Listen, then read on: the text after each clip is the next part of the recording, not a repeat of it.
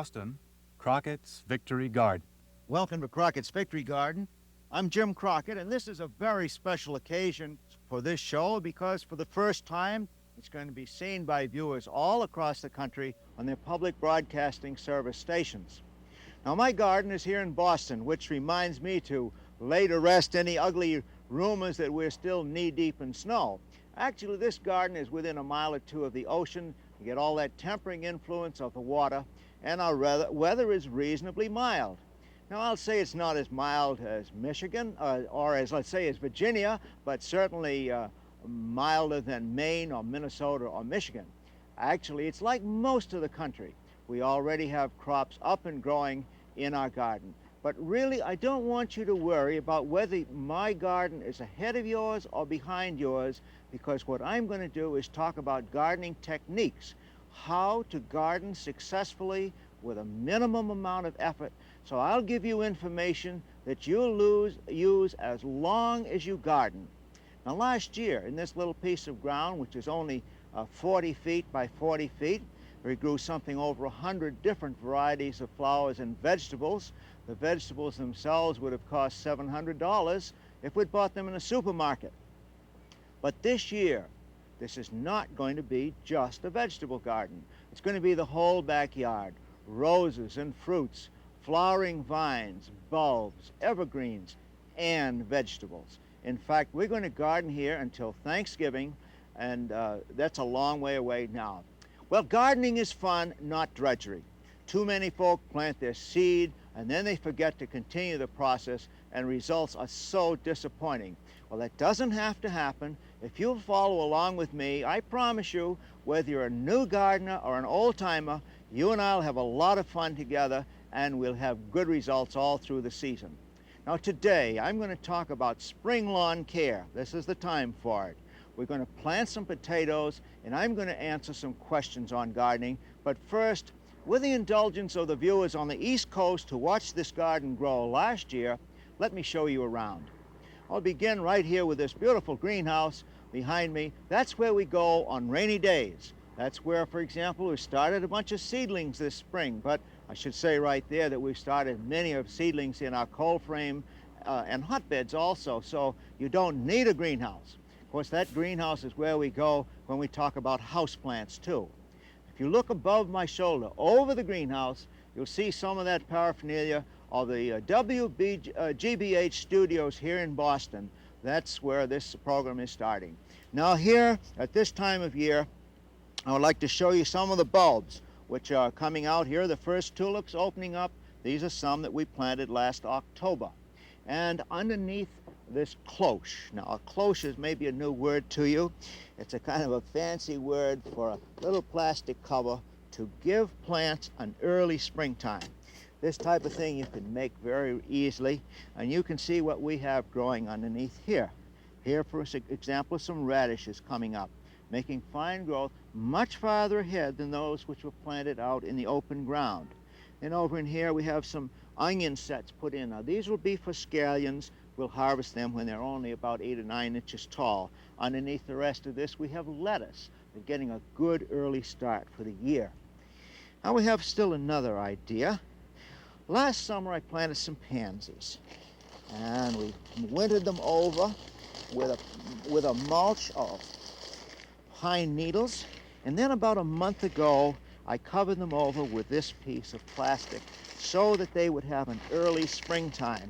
And you see what happens, even in New England, pansies will come through the winter, and we have them here in full bloom, weeks and weeks ahead of those that they would have been if they had not been covered. But let's talk about something that's growing right here in the garden itself. Now here, for example, are some peas. This is a variety called Little Marvel. You can see that's up and growing. The peas are, but it's not too late to plant peas. This is just the beginning of the season. In here, we see some turnips coming along. That's a variety called Tokyo Cross. Comes up very early. And we have some long-standing Bloomsdale spinach coming along very nicely. You notice I'm walking on a board. Now, today that's here for cameramen, but we often use it in the garden because it helps to distribute the weight so that you don't compact the soil. And here we have some more radishes coming along. These, you see, are not as far advanced as the ones under the cloche, even though they were planted a couple of weeks earlier. Next to it are some more onions. Now we will pull every other one of those as scallions. The rest we'll allow to mature as onions. And we have some more peas coming up here, a variety called Alaska. Not the best on flavor, but it certainly is an early one. Now let's talk about the garden as a whole. And I should say that this is probably the worst gardening soil that I have ever encountered. I noticed that in its previous reincarnations, this place used to be the town dump, and for 14 years prior to last year's garden, it was a parking lot for trucks. Well, we added a lot of peat moss to the soil and some fertilizer, and last fall some manure. We've built the soil up a little bit, and we raised the beds. We put some boards around here, primarily so the cameraman could get through. They even have a concrete path up the middle so as to move the big cameras on it. Well, you can do the same sort of thing in your own yard if you have very poor soil or very wet soil.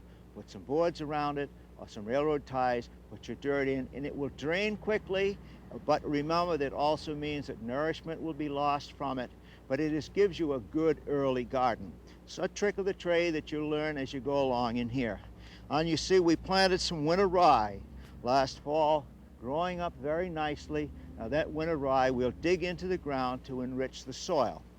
And on this side bed over here, which is only 30 inches wide, we'll have what amounts to a perennial garden with delphiniums and foxglove and hollyhocks and roses and annuals for cutting.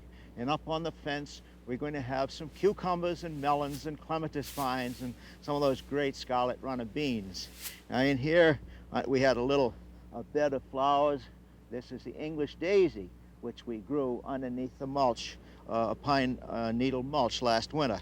Lovely little flower. So few people know the English daisy. Well, let's go on back in this end of the garden. There's a couple of things I'd like to show you. Here, for example, are some alpine strawberries. Now, I planted these alpine strawberries in December from seeds. They grow very rapidly. They will get to be about 1 foot tall and equally wide, will bear flowers and fruit all summer long. A great border plant, again, something which a lot of people have never heard of, but are so easy to grow. Now, back in this particular section where nothing is growing at this point, apparently, I have underneath here an asparagus bed, which I planted last year. Not up yet, but you wait. I'm going to plant another row of asparagus next to it, and I'm going to show you how to get 2 years worth of growth in a single season by the way I plant asparagus in a couple of weeks. Be over my shoulder. You see Harvard Stadium. Often you see a lacrosse game going on in the background there too. We have a resident mockingbird. I heard a song sparrow up in the tree this morning. And we do get jet planes too. But I want to show you right here, this contraption. This is our composter.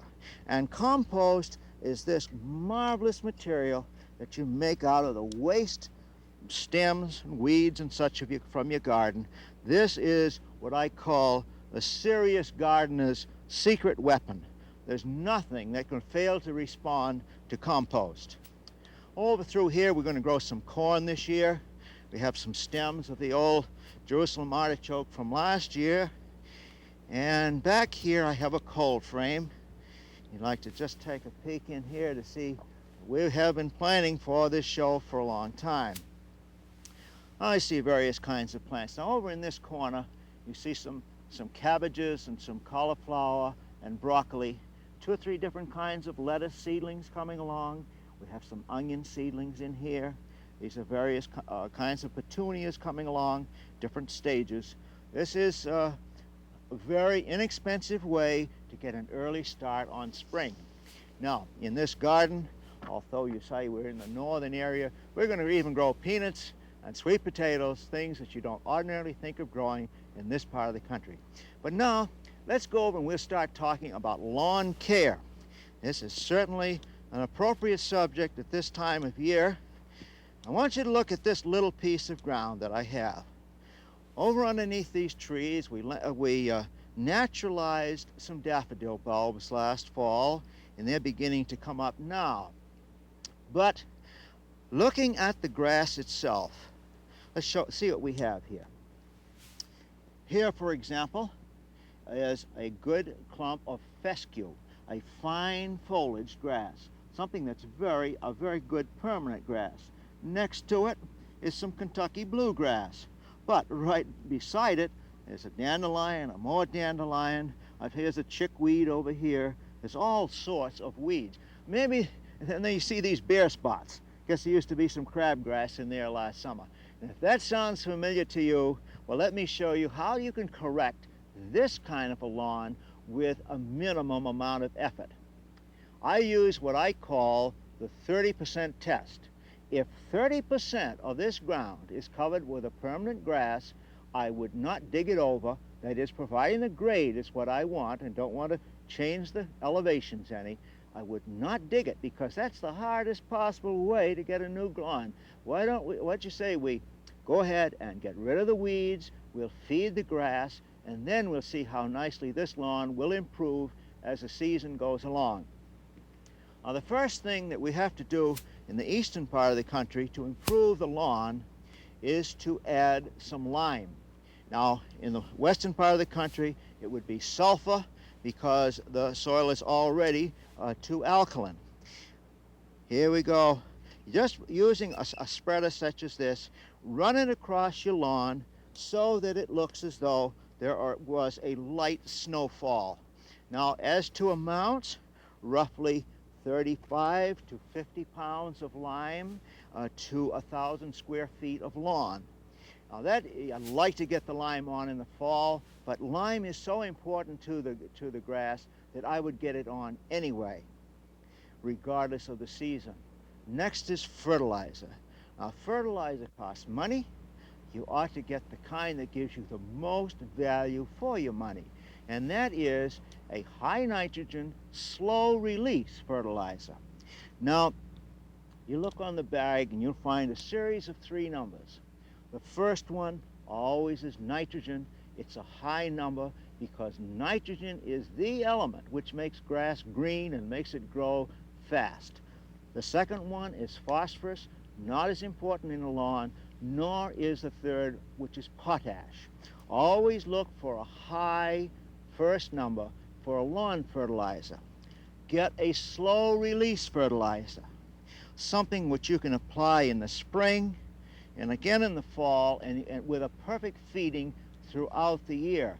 It's a shame to have to go out every month or two and add a water-soluble fertilizer, which may seem less expensive when you look at the price on the bag, but the stuff just disappears. The water carries it, or rainfall carries it right down out of reach of the roots.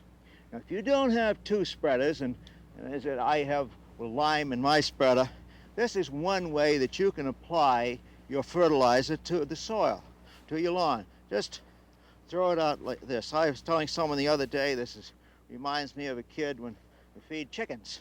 Just throw the feed out like that, throw the fertilizer on the lawn, and when it rains or when you water the lawn, the nutrients will go right down in and feed the grass. You know, the best weed control, not chemicals, but it's fertilizer and cutting the grass high. Well-fed grass is so strong that the weeds can't compete with it. But in our particular instance, we have a problem where the weeds are now in control. And so I am going to have to use a chemical to put them where they belong, but I'm not going to use a chemical in a broadcast manner. I really I hesitate to use chemicals at all, but here we have a weed problem where I guess there's as many dandelions in this lawn as there are grass plants. I have 2 kinds of a weed killer. I'm not going to broadcast it. I'm going to simply spot kill them. Now, this is an expensive way to do, but if you have a small lawn, it's pretty effective. Just take this one, which has a foam attached, tip it upside down, and spray it right on that dandelion. See, you can get pretty good with your target practice after a while. In about 2 weeks, those dandelions will have shriveled away. One day you'll go out and they won't even be there. You wonder what happened to them. Now, another thing to use is this cane, which shoots out a weed killing spray. Just go along, you do this standing up, you know, and just give each one a little shot. No problem to it at all. Well, that's the way that we'll control the weeds. But now, let's talk about the bare spots, because every lawn seems to have them at this time of year. In this particular spot in our garden, we had a coal frame sitting last year, and all the grass got killed. So we're going to start in by saying we know the ground is tough and hard, and it lacks organic matter. So I'm going to suggest to you that you begin by putting some peat moss, just like this, over a bare spot. Try to get about 1 inch of peat moss on the soil, and then use a spading fork such as this and dig it into the top 6 inches of the soil.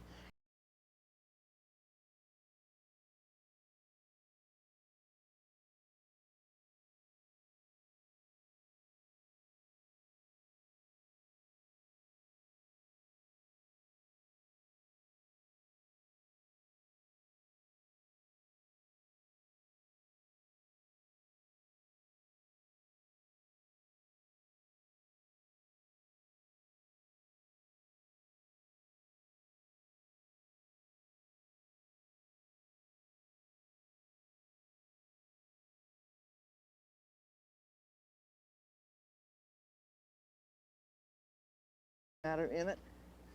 Fertilizer has been spread on the top. Now we use an iron rake. You notice in this instance I'm just raking that right across. Now we'll gather a few clods and such which will have to be carried away. But there is a good seed bed for the grass, just like that. Next we talk about grass seeds. And I want to talk about the difference between cheap seeds and good seeds. And let me tell you right off the bat that the good seeds are the best to buy in the long run. Now this is annual ryegrass, big coarse seeds, 200,000 seeds in a pound. That seems like a lot. But look at here.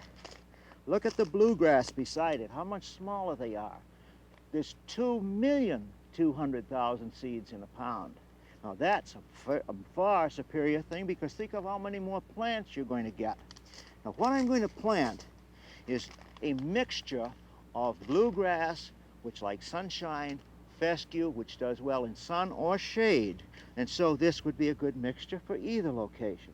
Simply sow a little bit around on those bare spots, like that. That's all you have to do to it. Get that up out of the way.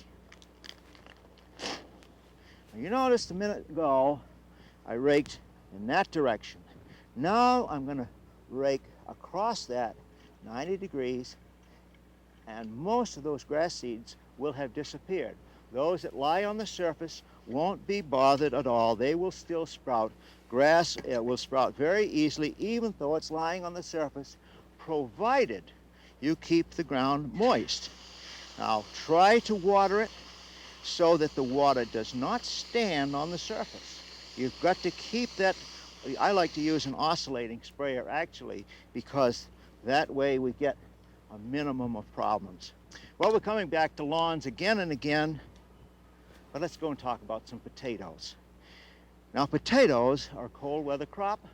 There you know that they're grown in northern states like Idaho or Maine. Even when they're grown in the far south, they're planted in the fall, they grow in the winter, harvested in the spring, which means again that they're growing in a cool time of the year. Some gardeners might say, well, I just wonder if I have the space for potatoes. Well, I have here one 14-foot row. It's going to take 4 potatoes cut up to make enough pieces to give me a dozen or so plants in here. From this, I'm going to dig a minimum of 25 pounds of potatoes, and maybe even 50 pounds. As you see, you do get a darn good return for your investment. Potatoes must have sunshine, full sun. They like a light sandy soil if possible, and they like an acid soil. Very important, because if there's lime on the soil, the potatoes develop scab, which is a sort of a descriptive term of what happens to the skin of potatoes grown on a sweet soil. So if you have a lime garden, scatter some sulfur on the soil too and dig that in. There are many, many varieties of potatoes. Some have some interesting names. You know, there's the Burbank potato. We think of the Idaho potato, the Idaho russet. But in the state of Maine, there are interesting ones, kind of Indian names, Katahdin and Kennebec and Sebago. Great potatoes, but that doesn't mean that the varieties that I have named are necessarily the ones that will do well for you. What you ought to do is to go to your garden center and get what's called certified seed potatoes for your area. That means that they have been grown by people who guarantee that the seed potatoes themselves are free of disease, and also the varieties that do well. Now I'm going to cut one of these potatoes up and show you just how we handle them. This is a variety called Superior, a good early variety. These potatoes only came in here yesterday. The eyes have not developed very much. As a matter of fact, here's one that I got about a week ago, a variety called Red Pontiac, which is a mid-season, and I've let this one stay out in the light and gotten some nice small shoots on it. That one is an easy one to cut up, and I might just cut that one for the fun of it and see what we can get out of it. Each piece should have 2 to 3 eyes and should be about the size of a hen's egg, 1.5 to 2 ounces. Now that's certainly one good division there. I can make another good division right across here. That one has 3 eyes, that one has 3, that one has 2. Let's give you 3 plants from 1 potato. Now if I were to put those right into the ground, there's a very good chance some disease would develop and some of these would rot. So I'm going to just dip those cut surfaces in sulfur, plain ordinary sulfur, just like that. You can use Captan, but all you're going to do is to help it so that the disease won't be able to get into it. Now we'll go to the soil preparation. We have the potatoes ready. I would like these, by the way, to sit out in the sun for 2 or 3 days before I plant them, because I really I like that to sort of cauterize or suberize, they say, a little bit before I plant. Now this is the way I advise planting potatoes. Dig a trench, something about 4 to 5 inches deep. You notice I set my string to one side, about 6 inches to one side of where I want the trench to go. I can tell where about 6 inches is, and so I can come right along and make my trench about the way I want it. Well, the next thing comes is we need some fertilizer. And the fertilizer for potatoes is just, you might say, diametrically opposite from what we have for grass. Instead of a high nitrogen, it's a low nitrogen, a 5, high phosphorus, high potash, 5-10-10, an excellent potato fertilizer. Here's all we do. Take a handful of this, sprinkle it in the trench. Don't need very much, just a little bit. Just a little along here. We can always feed these potatoes a little bit later on in the season. Now, the tool I like after that is this little 4-pronged cultivator, which I can go right along the bottom of the trench like that. And I'm going to mix that fertilizer in so that when I put the pieces of potato into the ground, they won't actually touch the fertilizer. Now we'll pick up a couple of these potato pieces, which I started a few days ago, and they have dried out. This is all we do now. Start them right here, put them in, about 9 to 12 inches apart. Put the cut surface down. There we go. There's 3 hills of potatoes planted. Cover them. You notice I'm covering them only about 2 inches. That means they'll be up in about 3 or 4 weeks. We'll use this extra soil to pull here in on the sides. The potato plants themselves will be down where the soil is nice and cool. Well, let's go into the greenhouse and I'm going to answer a few questions for you.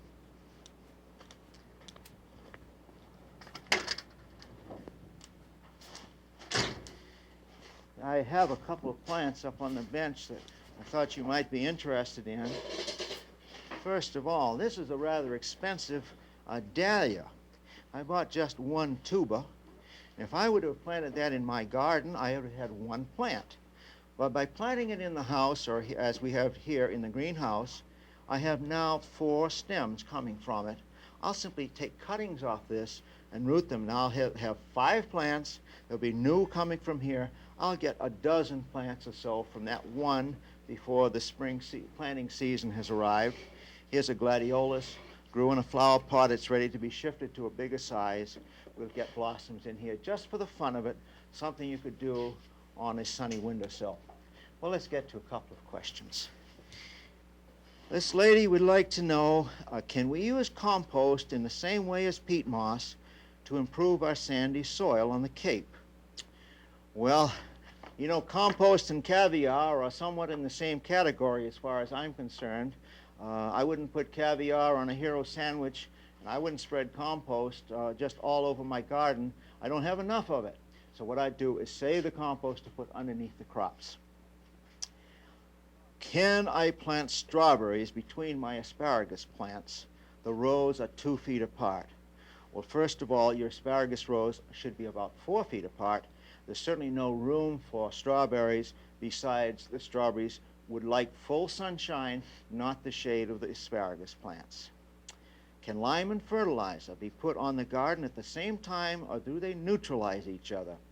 Well, ideally, lime should be put on your garden in the fall. Then it works into the soil all through the winter. But lime is so important that I would put that on in the spring if this is your first garden.